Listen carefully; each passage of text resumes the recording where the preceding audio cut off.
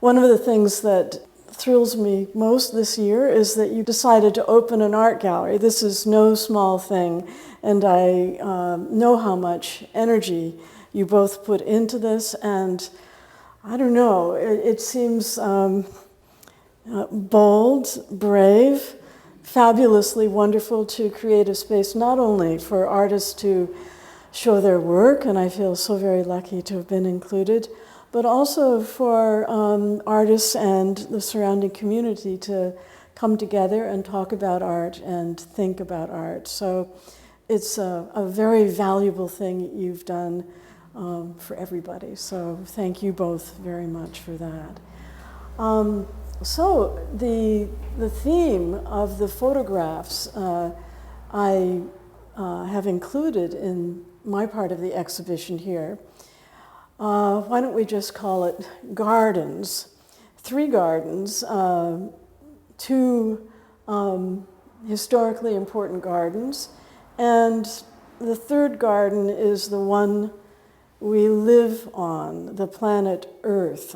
So we'll talk about that last. The planet Earth, our only home. All right, so let's begin with these pictures. These are black and white, silver gelatin prints.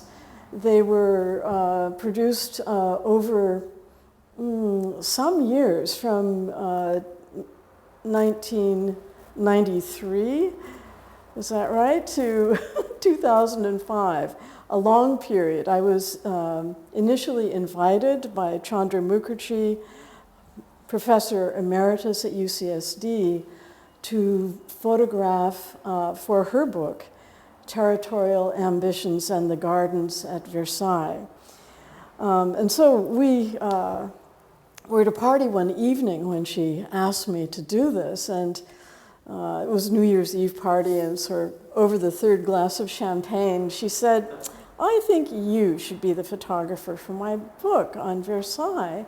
And I said, well, very kind, but you know, photographs of Versailles exist, right? Eugene Atget, name anybody, you know, it's, these gardens are, unavoidable. They're essential for, how should I say, for public landscape. People refer to the gardens designed by André Le Nôtre, who lived more than 300 years ago, worked for Louis XIV to create the gardens at Versailles and other French royal gardens around Paris. And what he achieved through the most minimal means was public gardens that were not intricate. They had the implication of infinity, of vast sensibilities. They're so big. The existing Versailles is about 50 square kilometers. So when I first went there to photograph, I thought, oh my God, how am I going to take this in? So the very first thing I did was rent a bike, hoping to find a perimeter somewhere so I could feel my way around the entire garden and finally get a sense of its heft.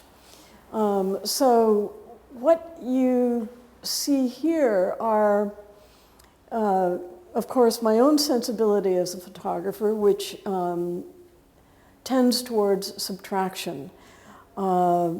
My work tends to eliminate everything except for what I think is essential.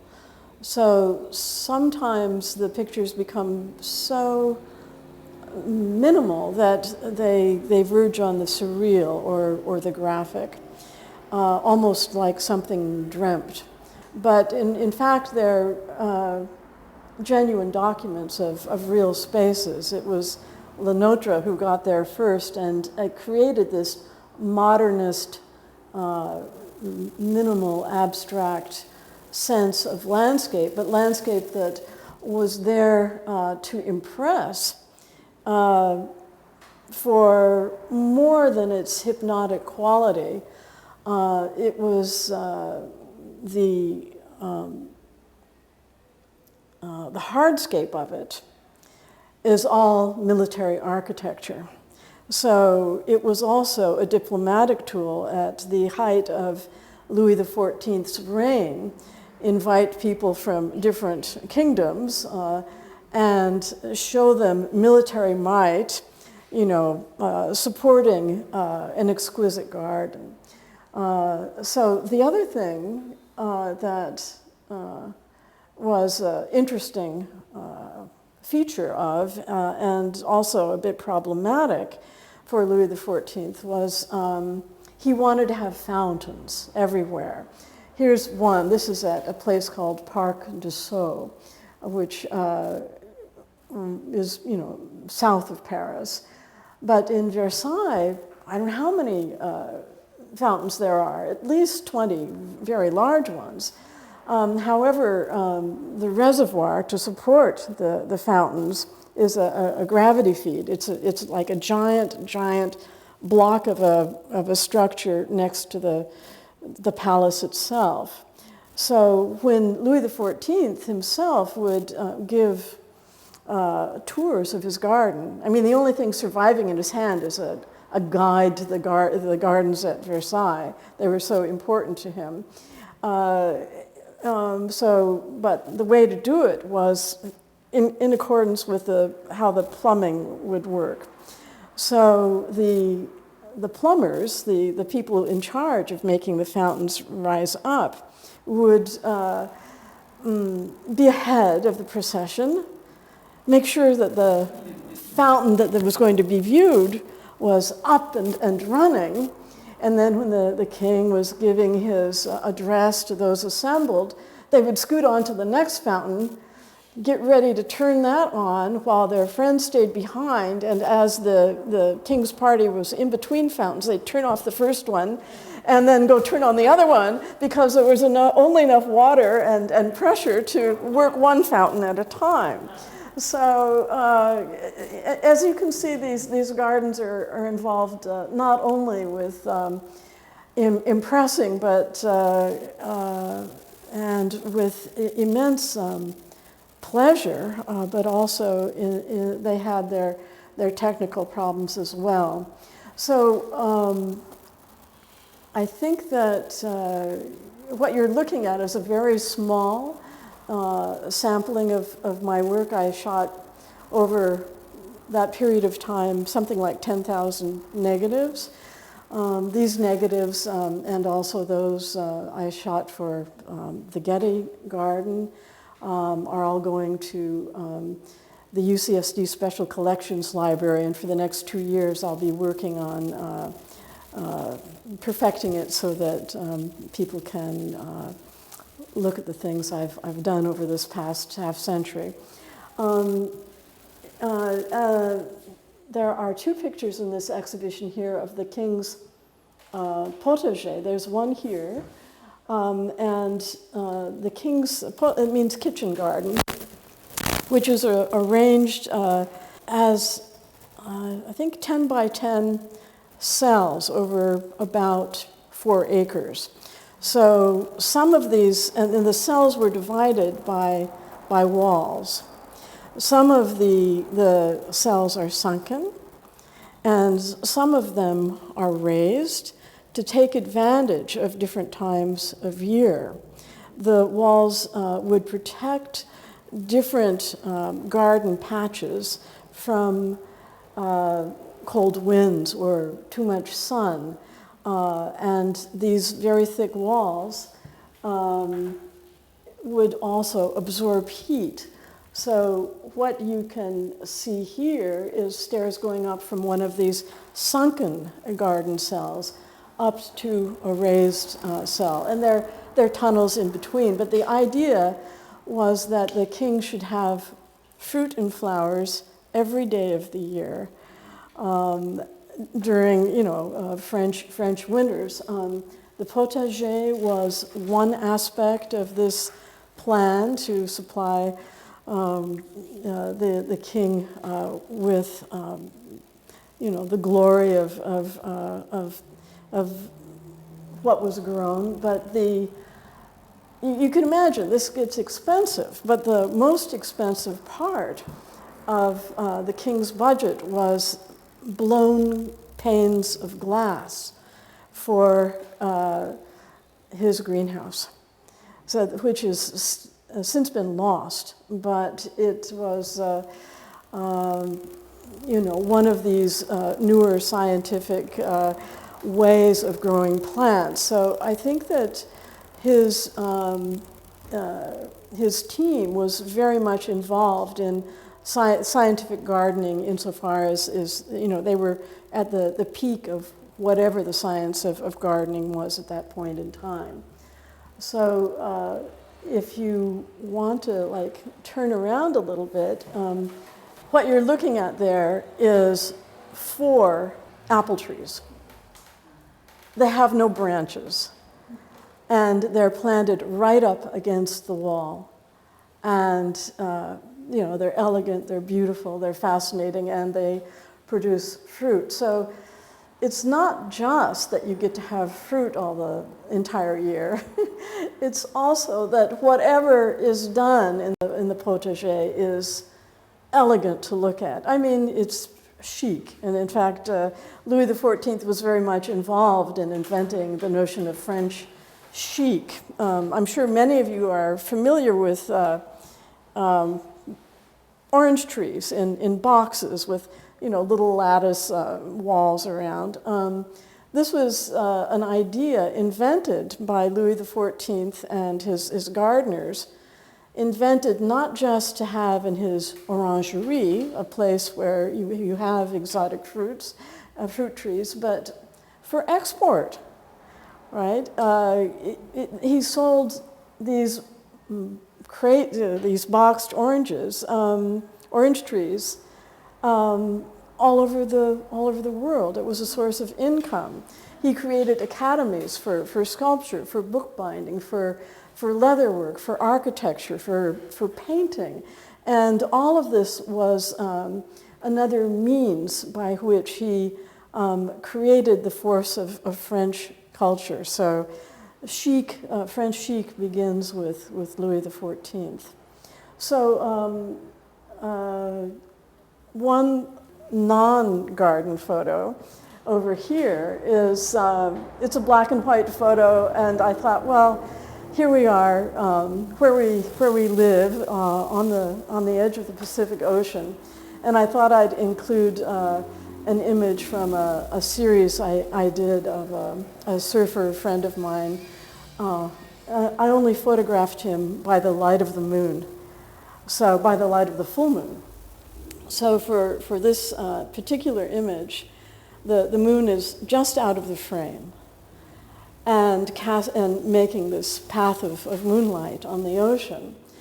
But shooting in the middle of the night, even with moonlight, you actually need a tripod. So I set up my tripod, and because the sand was soft, I brought along 2x4s. I know enough to equip myself. Then I made him look along the path of light and opened my camera on bulb so it would stay open, and then dashed off to the side and pumped in a burst of flash illumination to get this bright edge on his body. So it's easier to see in the largest version of this print, but you can see the shadow cast from my flash burst. You can see the shadow cast from the moonlight. And because he's standing on a film of water, you can see his reflection in the water. So anybody who knows something about lighting would be able to read what I've done, but I like telling it. So I'm going to move over here. Feel free to move your chairs and give Ralph time to... So this is a pigment print I printed this at home on a big 44-inch permanent pigment printer. So I waited for the technology to become stable. It used to be that the early versions of this kind of paper would go yellow after about a year after they promised permanence, but this has stood up pretty well, and I think it will last us as long as actual photographs do if they're well taken care of for 100 or 200 years. And you know, for me, that's good enough.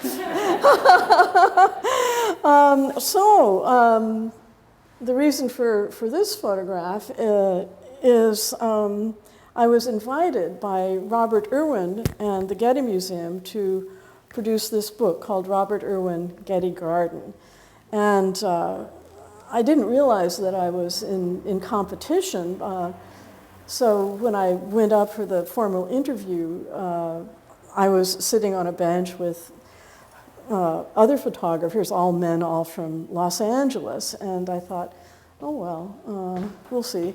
So I was first up, and I showed Robert Irwin my photographs from the gardens of Le Notre, and he seemed to be enjoying what I was showing him, and then he said, all right, that does it, and I kind of looked at him, and he said, I don't think we need to see the other photographers. So it was one of the most wonderful moments in my life that he thought we could work together, which we did very well over the course of the 4 years it took to produce this book. So this is, I made equivalently many slides, around 10,000 for this work, and would leave my house in Leucadia 3:30 in the morning in order to be at the Getty by first light.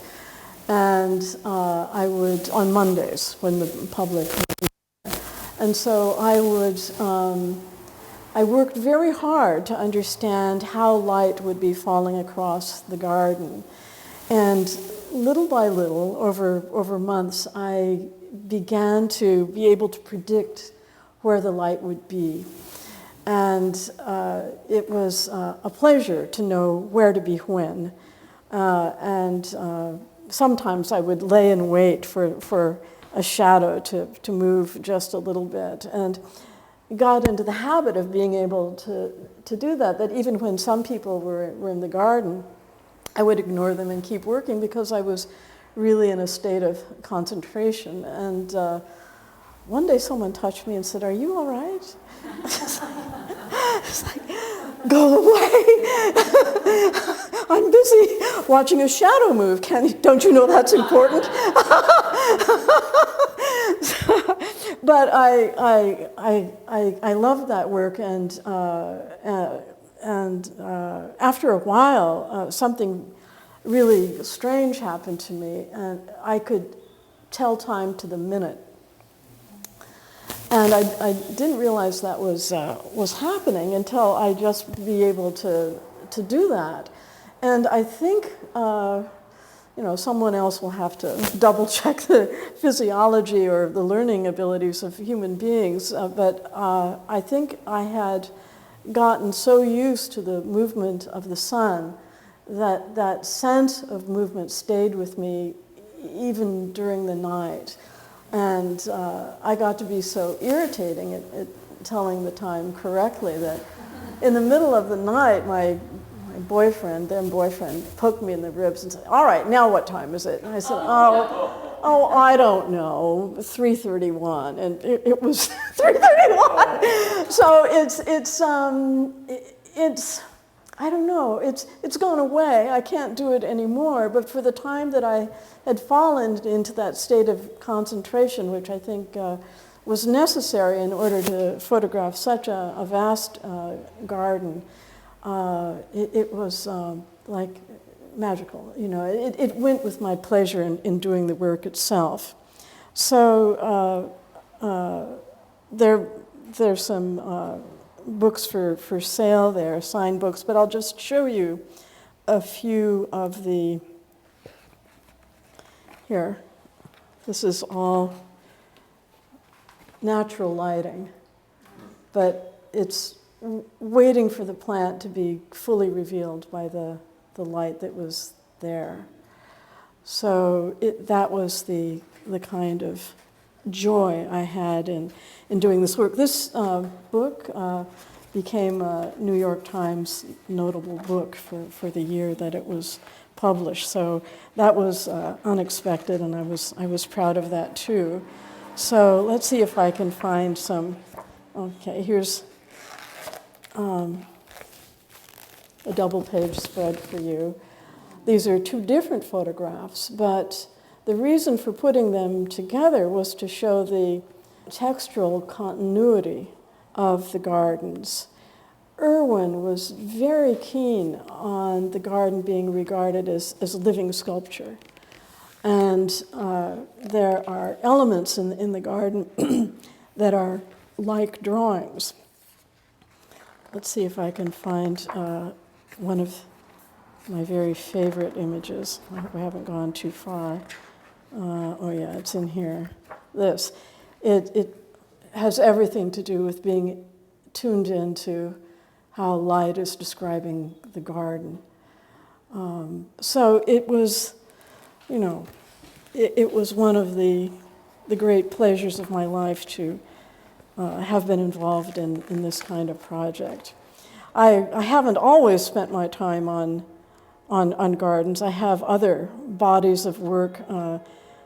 I was, you know, this was before drones. I got up in a helicopter, and we were only allowed 15 minutes because of the Getty scholars. You know, they might, you know, be too interrupted if we hovered over.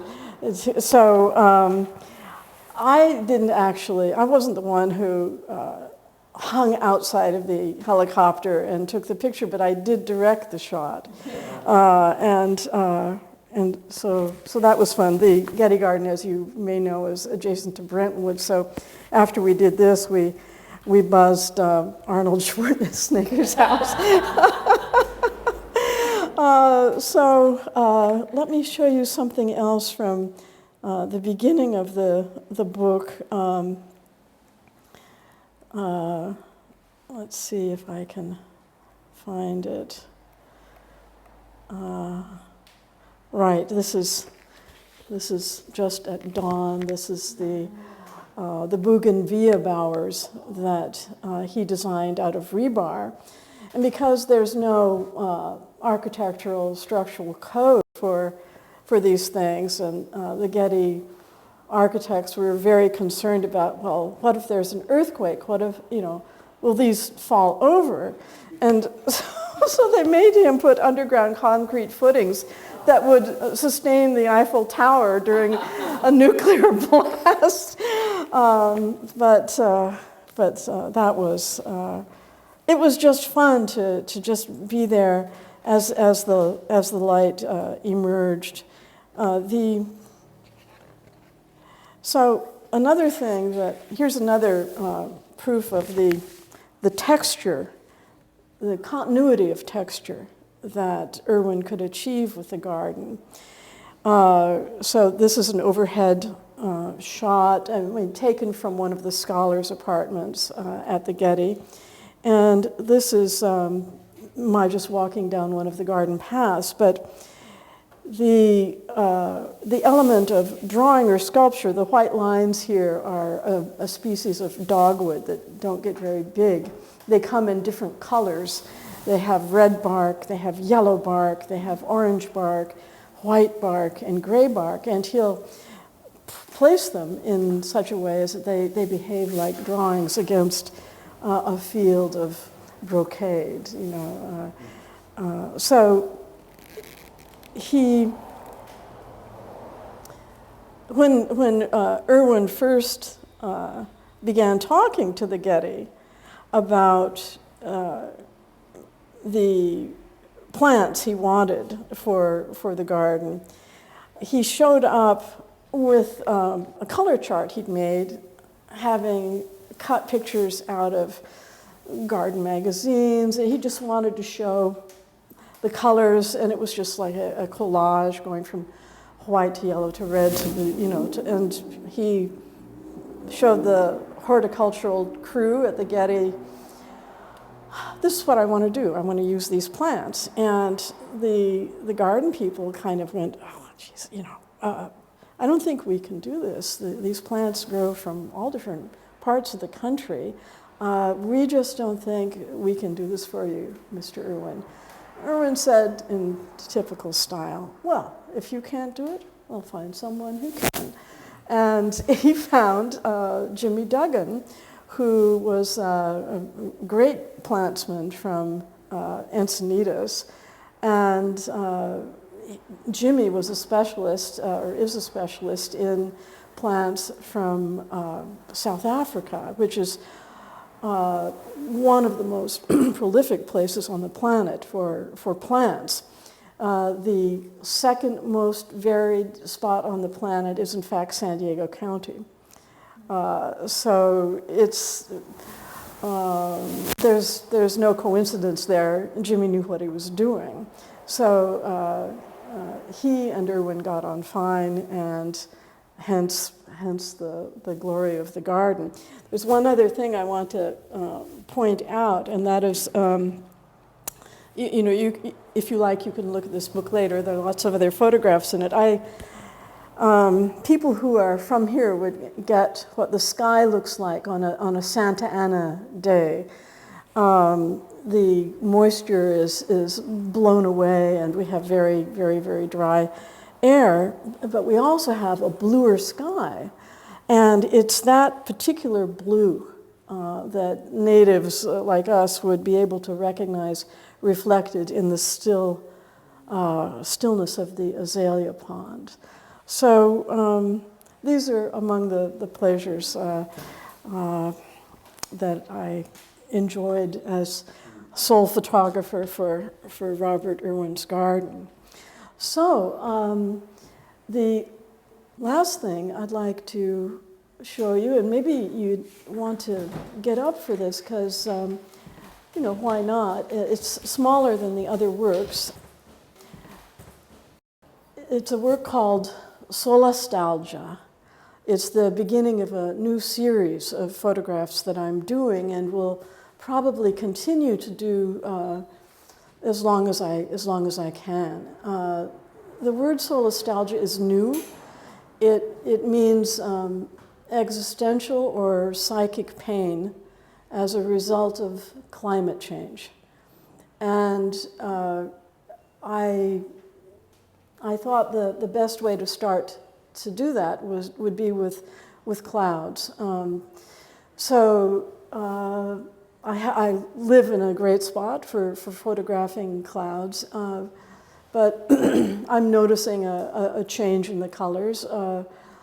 And I think we're all feeling a shift in our lives. Luckily here, for the moment, we're not that badly affected, but certainly the world is feeling climate change painfully at this point in time, from floods to forest fires, for the air we breathe. So I started with the most abstract and yet most present and most universal part of our environment, which is sky and the clouds above us that reflect the light of what we're doing here on Earth. So it's not fully a garden, but it refers to our garden planet. So I think with that, I'd love to chat with you further, entertain any questions on any of these subjects, and I'm just so happy that you came tonight. So thank you all very, very much. All right, thank you.